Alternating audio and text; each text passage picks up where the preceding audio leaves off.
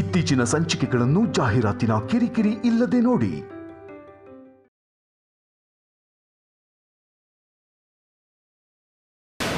ಎಲ್ರೂ ಮಲ್ತಾಯಿ ಯಾವತ್ತೂ ಸ್ವಂತ ತಾಯಿ ಆಗಲ್ಲ ಅಂತಿದ್ದಾಗ ಏನೋ ಅನ್ಕೊಂಡಿದೆ.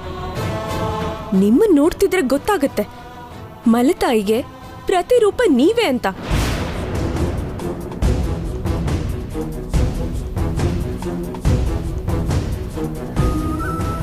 ನಿಮ್ ಮಗನ್ ಮನ್ಸು ನೀವ್ ಅರ್ಥ ಮಾಡ್ಕೊಂಡಿಲ್ವಾ? ಪತಿರಾಯರು ಇಷ್ಟು ಪ್ರೀತಿಯಿಂದ ನಿಮ್ಮನ್ನ ಅಮ್ಮ ಅಂತ ಕರೆದ್ರು. ಆದ್ರೆ ನೀವು ಜೀವನದಲ್ಲಿ ಪತಿರಾಯರಿಗೆ ಅಮ್ಮ ಆಗೋದಿಲ್ಲ. ಅವ್ರ ತಾಯಿ ಸ್ಥಾನಕ್ಕೆ ನೀವು ಬರಕ್ಕಾಗಲ್ಲ.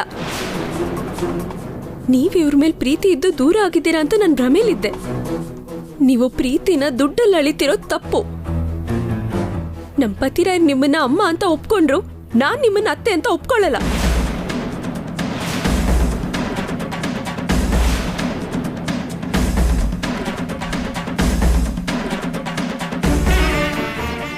ಪತಿರಾಯರೇ, ನೀವು ಬನ್ನಿ.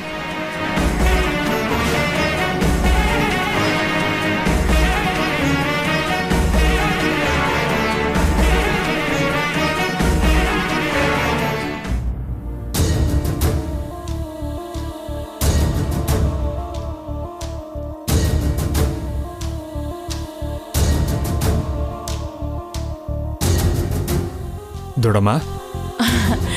ಕೈಲಾಶ್, ನಾನೇ ನಿನ್ನ ಕರಿಯೋಣ ಅನ್ಕೊಂಡೆ, ಅಷ್ಟ್ರಲ್ಲಿ ನೀನೇ ಬಂದೆ. ಇವತ್ತು ನಿನಗೂ ರಾಧಿಕಾಗೂ ಫಸ್ಟ್ ನೈಟ್. ಯಾರನ್ನ ಕೇಳಿ ನಿರ್ಧಾರ ತಗೊಂಡ್ರಿ? ಪುರೋಹಿತ್ರನ ಕರೆಸಿ ಮುಹೂರ್ತ ಚೆನ್ನಾಗಿದ್ಯಾ ಇಲ್ವಾ ಅಂತ ಕೇಳಿ ಫಿಕ್ಸ್ ಮಾಡಿದೆ. ಮುಹೂರ್ತ ಏನೋ ಪುರೋಹಿತರು ನೋಡ್ತಾರೆ ದೊಡ್ಡಮ್ಮ, ಆದ್ರೆ ಮನಸ್ಫೂರ್ತಿಯಾಗಿ ಒಪ್ಕೋಬೇಕಾಗಿರೋದು ನಾನು ರಾಧಿಕಾ. ನಮ್ಮನ್ನ ಒಂದು ಮಾತು ಕೇಳ್ದೆ ನೀವೊಬ್ರೇ ನಿರ್ಧಾರ ತಗೊಂಡಿರೋದು ನನಗಿಷ್ಟ ಆಗ್ಲಿಲ್ಲ ದೊಡ್ಡಮ್ಮ. ಸರಿ ಕಣೋ, ಇವಾಗ ಕೇಳ್ತಿದ್ದೀನಿ, ನಿನಗಿಷ್ಟನಾ?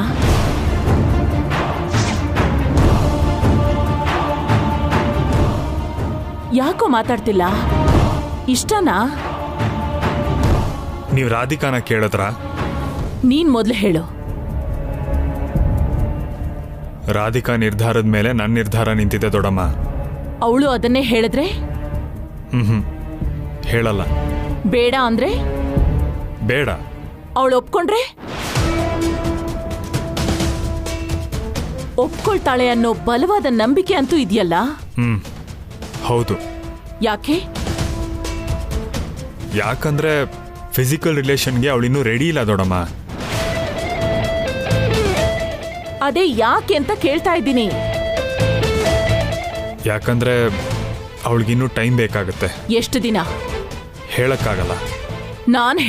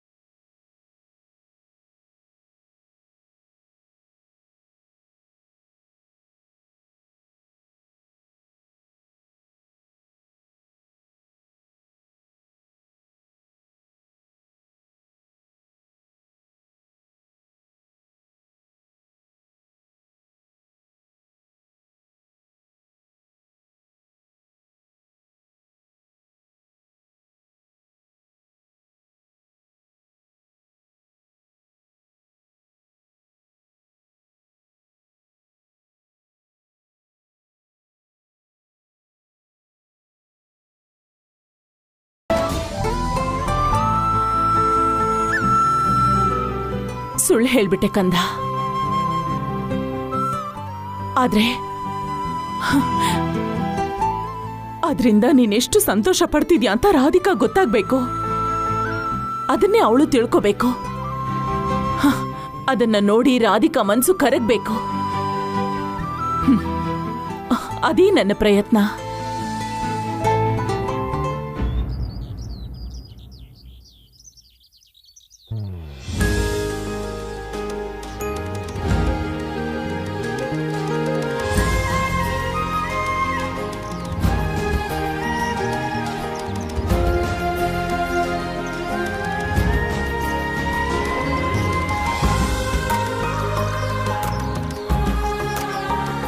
Good morning minister good morning.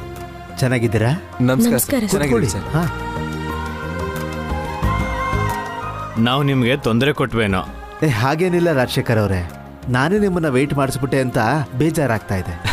ಅಯ್ಯೋ ಹಾಗೇನಿಲ್ಲ ಸರ್. ಅಮರ್, ಹೇಗಿದೆ ಲೈಫು? ಚೆನ್ನಾಗಿದೆ ಸರ್. ಏನಮ್ಮ, ಹೇಗಿದ್ಯಾ? ಚೆನ್ನಾಗಿದ್ದೀನಿ ಅಂಕಲ್. ಅದೇ ಮೊನ್ನೆ ನಿಮಗೆ ಫೋನಲ್ಲಿ ಹೇಳದ್ನಲ್ಲ ಅಮರ್ ಹಾಸ್ಪಿಟಲ್ ಬಗ್ಗೆ. ಹಾ ಹೌದು. ಅಮರ್, ನೀನೇನು ಅನ್ಕೊಂಡಿದ್ಯಾ? ಸರ್, ನಾನು ಮತ್ತೆ ಪ್ರಿಯಾ ಅವ್ರ ಅಕ್ಕ ರಾಧಿಕಾ ಸೇರಿ ಒಂದು ಮಲ್ಟಿ ಸ್ಪೆಷಾಲಿಟಿ ಹಾಸ್ಪಿಟಲ್ ಕಟ್ಟಬೇಕು ಅನ್ಕೊಂಡಿದ್ದೀವಿ.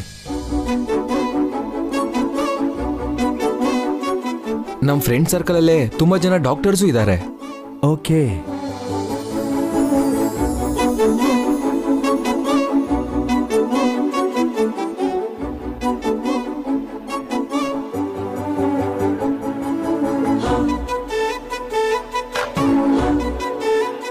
ವೆರಿ ಗುಡ್, ಒಳ್ಳೆ ಐಡಿಯಾ ಅಮರ್. ಕಾರ್ಪೊರೇಟ್ ಹಾಸ್ಪಿಟಲ್ಸ್ ಅಂದ್ರೆ ಬರೀ ದುಡ್ಡಿಂದ ಮಾತ್ರ ನಡೆಯುತ್ತೆ ಅನ್ನೋರಿಗೆ ನಿಮ್ಮ ಈ ಐಡಿಯಾಯಿಂದ ಒಳ್ಳೆ ಮೆಸೇಜ್ ಹೋಗುತ್ತೆ. ಅವರಿಗೆಲ್ಲ ಕಡಿಮೆ ದುಡ್ಡಲ್ಲೇ ಟ್ರೀಟ್ಮೆಂಟ್ ಸಿಕ್ಬಿಡುತ್ತೆ. Very good Amar. ನೀವು ಇನ್ವೆಸ್ಟರ್ಸ್ನ ನೋಡ್ಕೊಳ್ಳಿ. ಲೀಗಲ್ ಆಗಿ ಏನು ಪರ್ಮಿಷನ್ಸ್ ಬೇಕಿದ್ರು ನಾನು ಕೊಡಿಸ್ತೀನಿ. Thank you sir. ಆದರೆ ನನ್ನ ಕಮಿಷನ್ ನನಗೆ ಬಂದುಬಿಡಬೇಕು.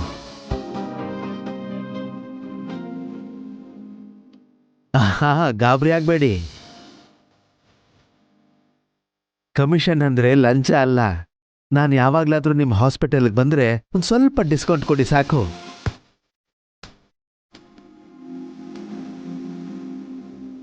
ಸುಮ್ಮನೆ ಜೋಕ್ ಮಾಡಿದೆ. Anyway, all the best. Thank you sir. Thank you so much. ನೀವು ಒಪ್ಕೋತೀರಾನೋ ನಂಬಿಕೆಲೆ ಬಂದೆ. ಆ ನಂಬಿಕೆ ಸುಳ್ಳಾಗ್ಲಿಲ್ಲ. Okay sir, thank you. Thank you. Thank you. Thanks a lot. Thank you uncle. ಇರಲಮ್ಮ. ಕಂಗ್ರ್ಯಾಚುಲೇಷನ್ಸ್ ಅಮ್ಮ. Thank you ready. ಕಂಗ್ರ್ಯಾಟ್ಸ್ ಅಮ್ಮ ಪ್ರಿಯಾ. ಕಂಗ್ರಾಟ್ಸ್ ಪತಿರಾಯ್ರೆ. ನಡಿ ಹೋಗೋಣ. ನಡಿ ಪ್ರಿಯಾ, ಹೋಗೋಣ.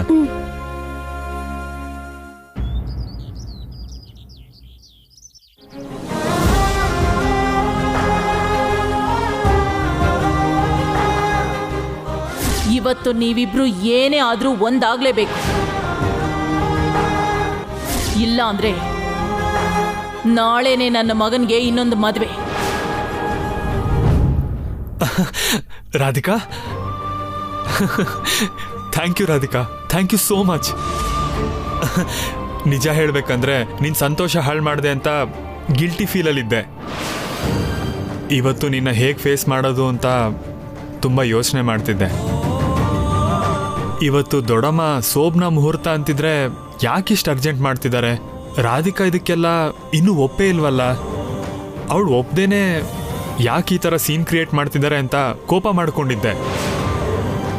ಅದಕ್ಕೆ ಹೋಗಿ ಮಾತಾಡಿ ಬಂದೆ. ಆದರೆ ಅವರು ನಿನ್ನ ಹತ್ರ ಮಾತಾಡಿ ನೀನು ಒಪ್ಪಿಗೆ ಪಡ್ಕೊಂಡ ಮೇಲೇ ನಮ್ಮ ಫಸ್ಟ್ ನೈಟ್ ಅರೇಂಜ್ ಮಾಡಿದ್ದಾರೆ ಅಂತ ಗೊತ್ತಿರಲಿಲ್ಲ.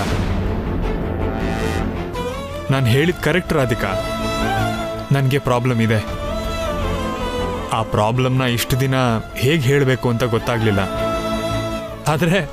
ಆದರೆ ನಿನ್ನೆ ನಾನು ಮನಸ್ಸು ಬಿಚ್ಚಿ ನನ್ನ ನೋವನ್ನ ಹೇಳ್ಕೊಂಡಿದ್ದಕ್ಕೆ ನಿಂಗೆ ಅರ್ಥ ಆಯಿತು. ಇವಾಗ ಮನಸ್ಸು ಹಗುರ ಆಯಿತು. ನನಗಂತೂ ಖುಷಿಯಲ್ಲಿ ಕುಣಿದಾಡಬೇಕು ಅನ್ನಿಸ್ತಿದೆ. I love you Radhika, I love you so much. I love you, I love you, love you, love you, love you, love you, love you Radhika. I love you forever and ever and ever.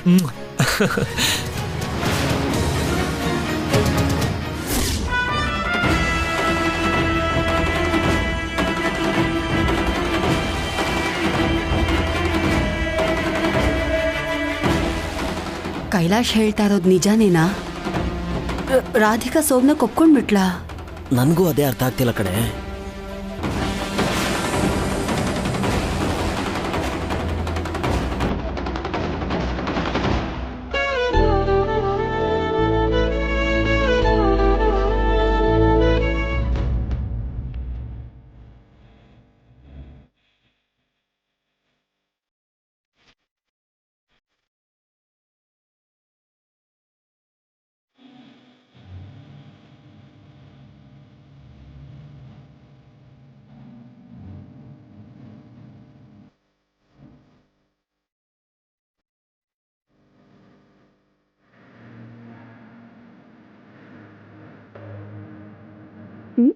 ಏನ್ ಪತಿರಾಯರು ದಾಳಿ ಏನೋ ಬರೀತಿದ್ದಾರೆ?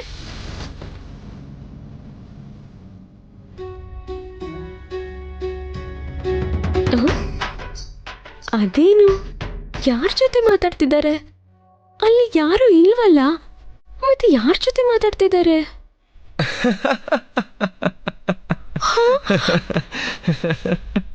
ಅಯ್ಯಯ್ಯೋ, ಅವರಷ್ಟಕ್ಕೆ ಅವರು ನಗ್ತಿದಾರಲ್ಲ.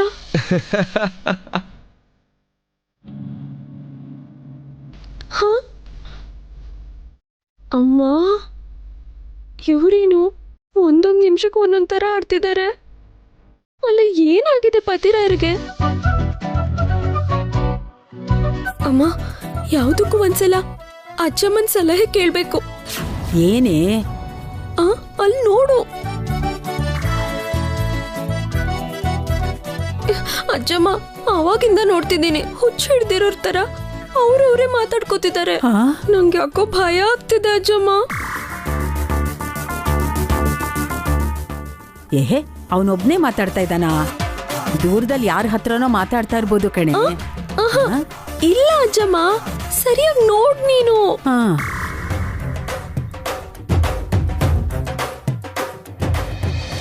ಹೂ ಕಣೆ, ಅವನಷ್ಟಕ್ಕೆ ಅವನೇ ಮಾತಾಡ್ತಾ ಇದ್ದಾನೆ.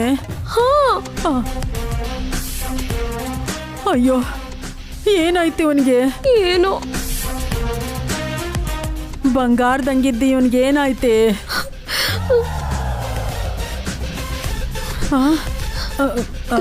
ಇವನು ಪ್ರಿಯಾ, ನೀನ್ ಬಾ ಹೇಳ್ತೀನಿ.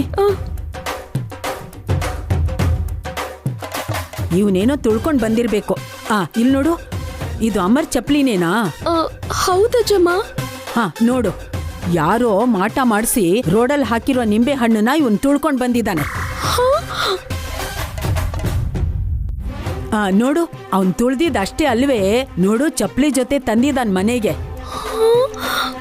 ಅದಕ್ಕೆ ಅವನ್ ಈ ರೀತಿ ಹುಚ್ಚುಚ್ಚಾಗಿ ಏನೇನೋ ಮಾತಾಡ್ತಾ ಇದ್ದಾನೆ.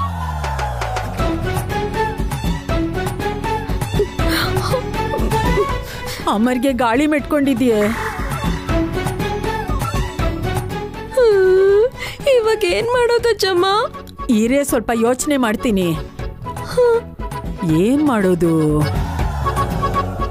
ಏಯ್ ಲೋ, ಇಷ್ಟು ಮಾಡಕ್ಕಾಗಲ್ವಾ ನಿಂಗೆ? ಎಲ್ಲಾದ್ರೂ ಹೋಗಿ ನಿಂಗೆ ಸಾಯಿ. ಛೇ,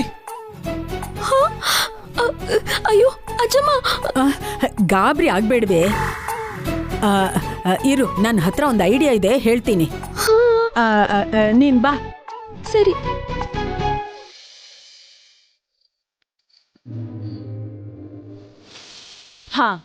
ಎಲ್ಲ ಸಿದ್ಧ ಮಾಡಿದ್ಯಾ? ಹೂವು ಹಣ್ಣು ಎಲ್ಲ? ಏನ್ ಹಾಗೆ ನೋಡ್ತಿದ್ಯಾ? ನಿನ್ನ ಮದುವೆಯಲ್ಲಿ ನಾವು ಮಾಡಿರೋ ಕೆಲಸನೇ ಇದೆಲ್ಲ. ಹೋಗಿ ಹೂವು ಹಣ್ಣು ರೂಮಲ್ಲಿಡು. ಏ ಚಲಪತಿ, ಅಕ್ಕ. ನೀನ್ ಸ್ವೀಟ್ಸ್ ತಗೊಂಡ್ ಬಾ. ತಂದಿದ್ದೀನಕ್ಕ. ತಂದಿದ್ದೀನಿ ಅಂತ ಇಲ್ಲೇ ಇಟ್ಕೊಂಡಿದ್ಯಲ್ಲೋ. ಫಸ್ಟ್ ನೈಟು ನಿಮ್ದಲ್ಲಪ್ಪ, ರಾಧಿಕಾ ಕೈಲಾಶ್ಗೆ. ನಡೀರಿ ನಡೀರಿ, ಇದೆಲ್ಲ ತಗೊಂಡು ಹೋಗಿ ಒಳಗಡೆ ಇಡಿ.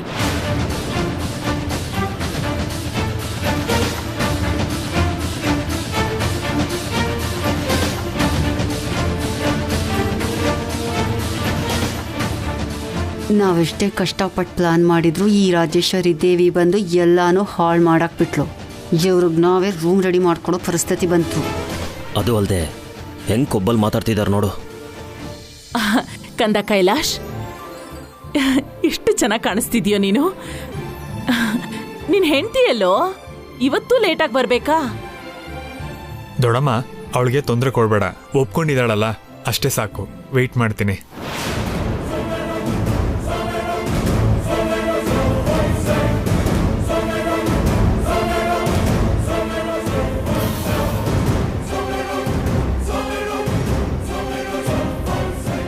ಅಲ್ಲೋಡು, ಬಂದೇ ಬಿಟ್ಲು.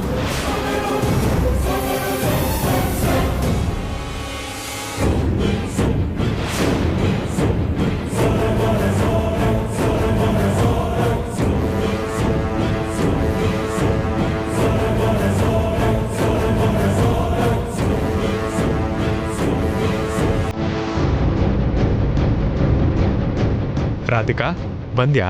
ದೊಡ್ಡಮ್ಮ ನಿನ್ ಬಗ್ಗೆನೇ ಕೇಳ್ತಾ ಇದ್ರು.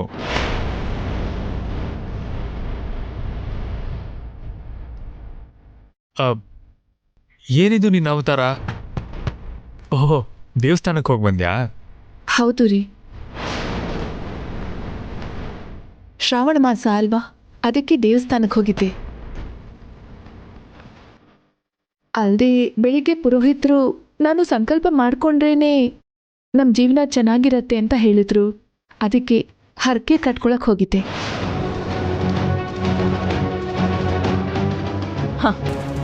ಆಯ್ತಲ್ಲ, ಇವಾಗ ಹೋಗಿ ಫ್ರೆಶ್ ಆಗ್ಬಿಡ್ಬಾ. ಮುಹೂರ್ತ ಮೀರ್ ಹೋಗ್ತಾ ಇದೆ. ದೊಡ್ಡತ್ತೆ, ಅದು ಏನದು? ಅಂದ್ರೆ ಇವತ್ತು ಮುಹೂರ್ತ ಏನೋ ಇದೆ, ಆದ್ರೆ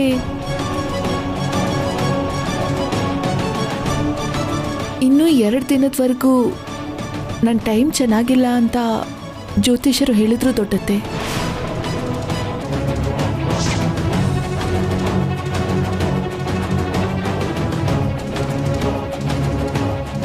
ಯಾಕೆ ಹುಚ್ಕಿಚ್ ಹಿಡ್ದಿದ್ಯಾ?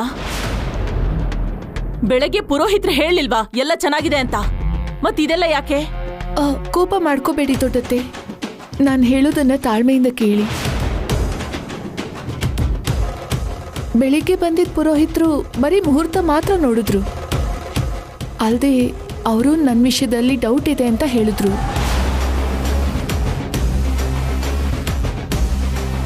ಅದಕ್ಕೆ ನಾನು ಸರಿಯಾಗಿ ವಿಚಾರಿಸೋಣ ಅಂತ ಹೇಳಿ ಜ್ಯೋತಿಷರ ಹತ್ರ ಹೋಗಿದ್ದೆ.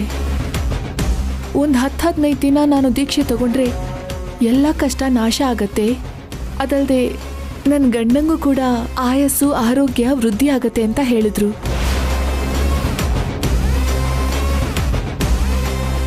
ಅದಕ್ಕೆ 10 ದಿನಕ್ಕೆ ಅಮ್ಮನವ್ರ ಮಾಲೆ ಹಾಕೊಂಡು ದೀಕ್ಷೆ ತಗೊಂಡಿದ್ದೀನಿ.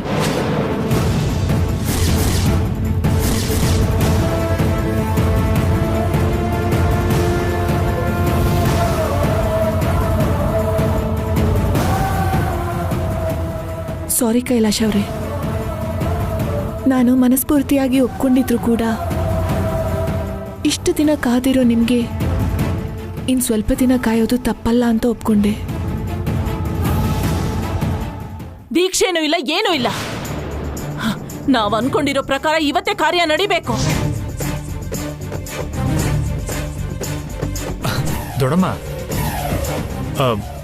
ಅವಳು ನನಗೋಸ್ಕರ ತಾನೇ ದೀಕ್ಷೆ ತಗೊಂಡಿರೋದು. ಪರವಾಗಿಲ್ಲ, ಅವಳಿಷ್ಟದ ಪ್ರಕಾರನೇ ನಡೀಲಿ.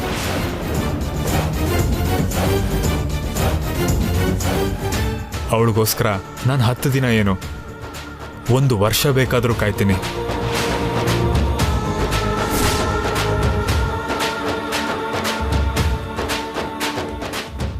ರಾಧಿಕಾ, ನೀನು ನಿಷ್ಠೆಯಿಂದ ದೀಕ್ಷೆ ಪೂರ್ತಿ ಮಾಡು, ಆಮೇಲೆ ನೋಡ್ಕೊಳ್ಳೋಣ.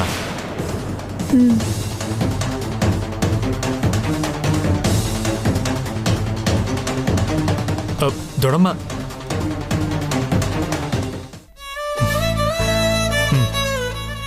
ಹಾಗಾದ್ರೆ 10 ದಿನ ಎಲ್ಲಿ ಮಲ್ಕೋತ್ಯಾ?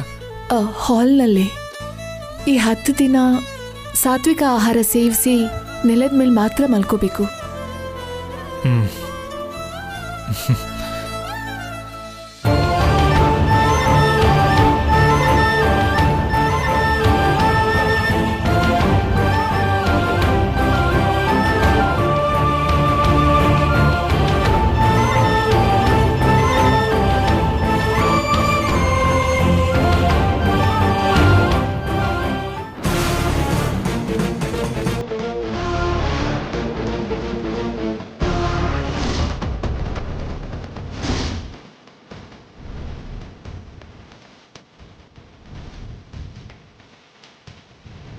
ದೊಡ್ಡತ್ತೆ,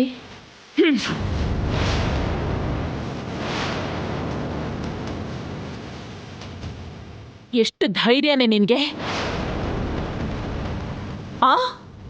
ನಿನ್ನ ಬೇಳೆ ಬೇಯಿಸ್ಕೊಳ್ಳೋದಿಕ್ಕೆ ದೇವ್ರ ಹೆಸರಲ್ಲಿ ಮೋಸ ಮಾಡೋಕ್ಕೂ ಹಿಂಜರಿಯಲ್ಲ ಅಲ್ವಾ?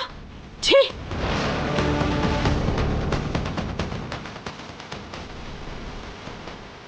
ನಿನ್ನಂಥೋಳು ಈ ಮನೆ ಸೊಸೆ ಹೇಗಾದೆ ಅಂತ ನನಗೆ ಅರ್ಥ ಆಗ್ತಿಲ್ಲ. ನೀನು ಒಪ್ಕೊಂಡಿದ್ಯಾ ಅಂತ ಹೇಳಿದಾಗ ಕೈಲಾಶ್ ಮುಖದಲ್ಲಿ ಸಂತೋಷ ನೋಡಿ ಆದ್ರೂ ನೀನ್ ಬದಲಾಗ್ತೀಯ ಅನ್ಕೊಂಡಿದ್ದೆ. ಆದ್ರೆ ಅವನು ಮನುಷ್ಯ ರೂಪದಲ್ಲಿರೋ ರಾಕ್ಷಸಿನ ಆರಾಧಿಸ್ತಾ ಇದ್ದಾನೆ ಅಂತ ನನಗೆ ಗೊತ್ತಾಗ್ಲೇ ಇಲ್ಲ.